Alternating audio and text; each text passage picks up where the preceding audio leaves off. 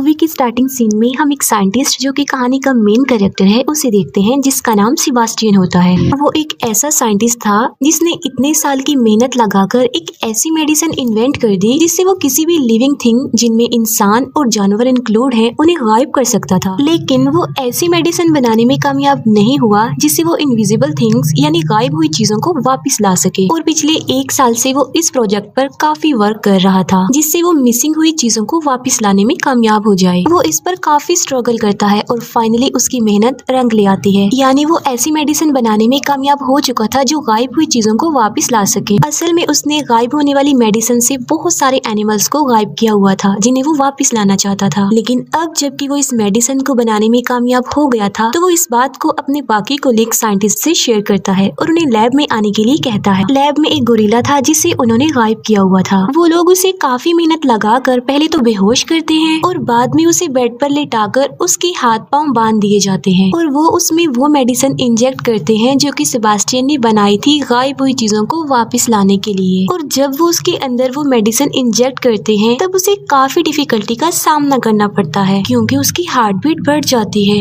और उस गोरिल्ला की हालत देखकर ऐसा लग रहा था कि अब वो नहीं बच पाएगा। लेकिन वो उसको बचाने की काफी कोशिश करते हैं, उसके हार्ट को शॉक देते हैं जिससे इस गोरिल्ला की हार्ट बीट नॉर्मल होने लगती है और आहिस्ता आहिस्ता उसकी सारी बॉडी स्टेबल हो रही थी और गोरिल्ला पूरी तरह अपनी बॉडी में वापस आ जाता है। अब क्योंकि वो ऐसा करने में कामयाब हो जाते हैं तो वो सब काफी खुश हो जाते हैं क्योंकि उनके इन्वेंट, उनके एक्सपेरिमेंट्स कामयाब जो हो गए थे। फिर यहाँ पर हमें ये पता चलता है कि सारे एक्सपेरिमेंट्स मिलिट्री के लिए हो रहे थे और उन लोगों की मिलिट्री के साथ एक मीटिंग होती है जिसमें सेबास्टियन ये झूठ बोल देता है कि अभी तक उसने कोई सक्सेस हासिल नहीं की है और वो कामयाब होने के लिए और मजीद टाइम मांगता है। तब मिलिट्री उसे कहती है कि तुम तो पहले ही बहुत टाइम ले चुके हो और अगर तुमने जल्दी से कोई रिजल्ट नहीं दिया तो हम तुम्हारे रिप्लेसमेंट में किसी और को ले आएंगे। और जब वो लोग बाहर आते हैं तब सेबास्टियन के साथी, जिसमें लड़की का नाम लिंडा और लड़के का नाम मैथ्यू होता है, वो उससे पूछते हैं कि तुमने मीटिंग में झूठ क्यों बोला कि तुमने सक्सेस हासिल नहीं की जबकि तुम तो सक्सेस हासिल कर चुके हो। वो कहता है इसलिए क्योंकि मैं इस मेडिसिन को किसी इंसान पर चेक करना चाहता हूँ, टेस्ट करना चाहता हूँ। और वो इंसान कोई और नहीं बल्कि वो खुद था, सेबास्टियन था, जिस पर वो अपने बाकी कोलीग से मीटिंग करता है। और वो यहाँ पर भी अपने कोलीग से झूठ बोल देता है कि आर्मी ने हमें इस मेडिसिन को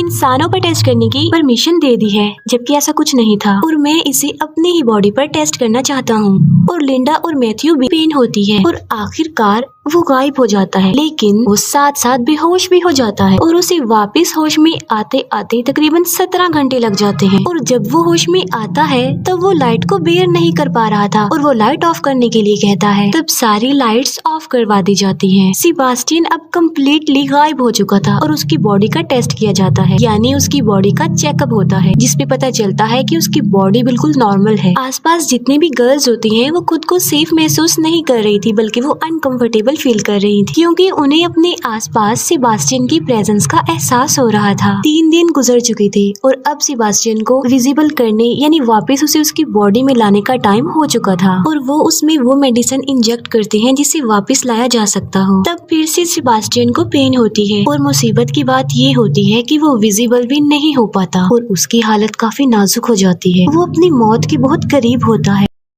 अब क्योंकि उनके पास और कोई रास्ता नहीं होता तो वो सेबास्टियन को एक मास्क पहना देते हैं ताकि वो सब उसे देख सके। और इस बात को लेकर सेबास्टियन काफी गुस्सा हो जाता है और उसकी मैथ्यू से बहस हो जाती है। वो उस पर शाउट करता है कि 10 दिन में जितनी तुमने मुझे पेन दी है, जितना लाइट में जलाया है, उसकी पेन सिर्फ मैं ही महसूस कर सकता हूँ। अब क्योंकि सेबास्टियन विजिबल नहीं हो पा रहा था तब उसकी मेंटल स्टेट भी खराब हो रही थी। इतने दिन से वो इनविजिबल था और काफी परेशान था जिसकी वजह से वो यहाँ से जाना चाहता था। और एक दिन तंग आकर सेबास्टियन लैब से बाहर चला जाता है और सीधा अपने घर आ जाता है। घर आकर वो अपनी नेबरहुड की एक लड़की को देखता है जिस पर वो पिछले कुछ अरसा से नजर रख रहा था। सेबास्टियन अपना मास्क उतार देता है और उस लड़की के घर की डोरबेल बजाता है और जब वो दरवाजा खोलकर देखती है तब वहाँ पर कोई भी नहीं होता क्योंकि सेबास्टियन इनविजिबल जो था और वो उसके घर में घुस जाता है। लिंडा सेबास्टियन के घर आती है और वो देखती है कि वहाँ पर उसका मास्क पड़ा हुआ है जिसे देखकर वो डर जाती है। लिंडा वापस लैब में आती है और अपने बाकी कोलीग से वो मीटिंग करती है कि सेबास्टियन हमारे लिए किसी खतरे से खाली नहीं है, क्योंकि वो मास्क के बगैर घूम रहा था और इनविजिबल भी था। और तभी वहाँ पर सेबास्टियन आ जाता है। लिंडा उसे वार्न करते हुए कहती है कि अगर तुमने आज के बाद ऐसा किया तो वो मिलिट्री को तुम्हारी शिकायत कर देगी। तब सेबास्टियन लिंडा की इस बात पर एग्री हो जाता है, लेकिन अभी भी सबके दिल में